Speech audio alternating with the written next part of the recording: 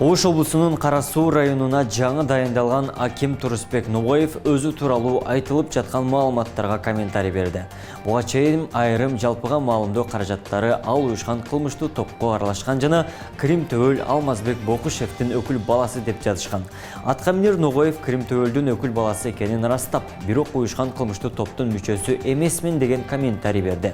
Мамлекеттик кызматтарда болгон аракетимди жумшап, элиме ак кызмат кылып келе жатам. Мен жөнүндө тарап жаткан маалыматтардын баары жалган. Өмүрүмдө кылмыш жасаган киши эмесмин. Мен 1994-жылы мугалим болуп иштегем. Ал кезде Алмаз Бокушев мектепте машыктыруучу эле.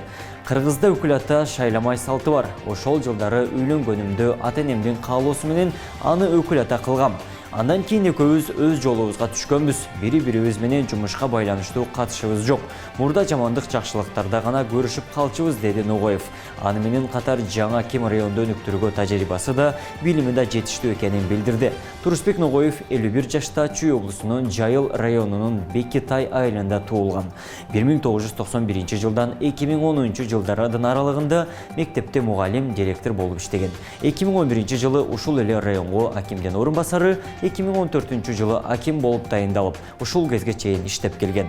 Кара Сууну 8 жылдан ашуун башкарган Тилек Матраимов былтыр октябрь окуяларынан кийин кызматтан кетип, анын орду 7 ай бош турган. Матраимов Өзбекстандын чек арасын мыйзамсыз кесип өткөнү үчүн кармалып, 220 000 сом айып төлөп абактан чыккан. Бишкек шаарында уюшкан кылмыштуу топтун бир мүчөсүн жана дагы башка бир адамды милиция акча талап кылды деген шек менен кармады. Бул тууралуу Октябрь райондук милициясынан кабарлашты. Борбор каланын тургуну сентябрдан апрелге чейин $1000 талап кылып келген жарандарга карата чара көрүүнү суранып арызданганы айтылат.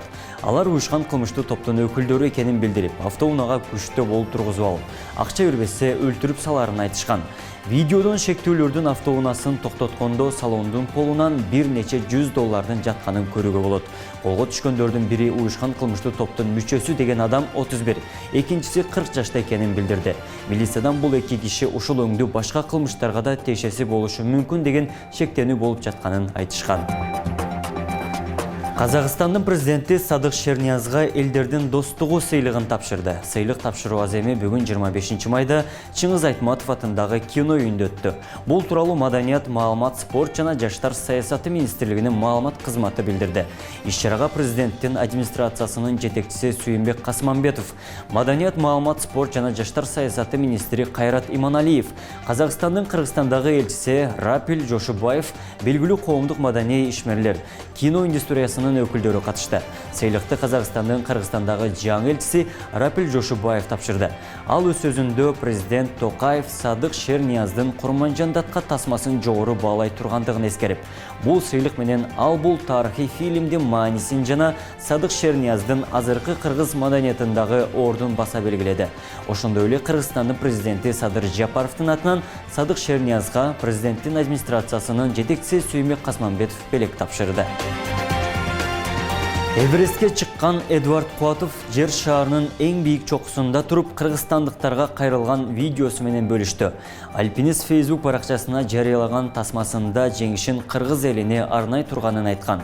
Кыргыз элим, бүгүн 23 майда 8 саат 35 мүнөттө Эвересттин чокусуна чыктым. Кыргыз элим, касиеттүү менин мекеним. Ушул жеңишиңерди силерге арнайм. Эркиндигибизде, касиеттүү жерибизде, эгемендүүлүгүбүздү сактап калалы деген ал.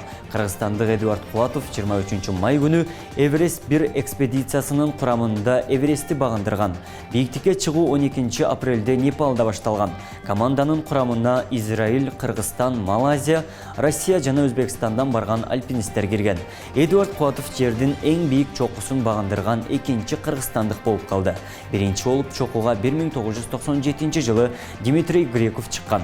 Деңиз деңгээлинен 8848 метр бийиктикте жайгашкан Тибет менен Непалдын чекиндеги бул чокуну багындырам деп жыл сайын дүйнөнүн ар бурчунан жүздөгөн альпинист келет. Ушу жеңишимди силерге багыштадым. Силерге арнайм. Кыргыз элим, эрдигибизди унутпайлык. Намысыбызды унутпайлык. Эркиндигибизди, касиеттүү жерибизди сактап калайлык. Быйыл кызгалдак таласында сүрөткө түшпөгөн социалдык тармактын колдонуучусу калган жок окшойт өңдө. Көпчүлүк колдонуучулар көз жоосун алган түркүн түстүү сүрөттөрүн жүктөштү. Алардын арасында Алмазбек Атамбаевдин кызы Алия Шагиева да бар. Шагиева социалдык тармактагы баракчасына жарыяланган сүрөттөрүнүн алдына ар түрдүү комментарийлер жазылган. Бири Талаанын жана Шагиеванын солоолугуна суктанса, бири анын жарым жылаңач түшкөн сүрөтүнө сынга алган. Интернет желесинен алынган сайт кабардын топтомун жыйынтыктайбыз. Эске салсак, жогорудагы айтылган маалыматтар Ош ТВнын көз карашын толук чагылдырбайт. Кечиңиздер көңүлдүү улансын, амандыкта жүз көрүшөлү.